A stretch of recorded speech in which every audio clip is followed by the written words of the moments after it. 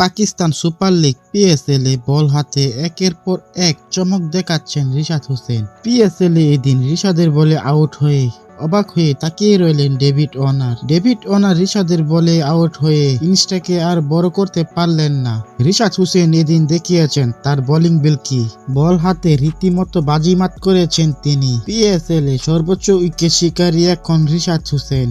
দর্শক, ভিডিওটি না টেনে সম্পূর্ণ দেখার অনুরোধ রইল। ইতিমধ্যে চলিত পাকিস্তান সুপার লিগ পিএসএল এ বল হাতে বাজিমাত করছেন রিশাদ হোসেন। 2 ম্যাচে সুযোগ পেয়ে বল হাতে বিশ্ব রেকর্ড করলেন তিনি। দর্শক, এদিন করাচি কিংসের বিপক্ষে খেলতে নেমেছে লাহোর কালান্দার্স। টসে জিতে এদিন আগে ব্যাটিং করতে নেমেছে রিশাদের দল। তার আগে ব্যাটিং করতে নেমে নির্ধারিত 20 ওভারে 8 উইকেট হারিয়ে 201 রান তোলেন লাহোর কালান্দার্স।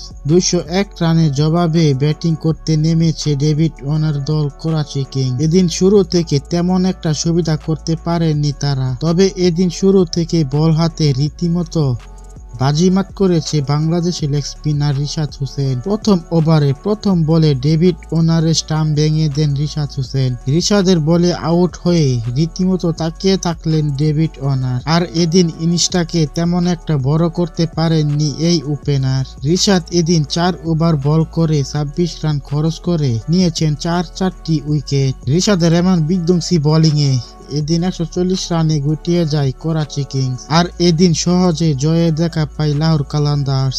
তো দর্শক, রিশাদের এমন বিধ্বংসী বোলিং আপনার কেমন লেগেছে তা কমেন্ট করে জানিয়ে দিন।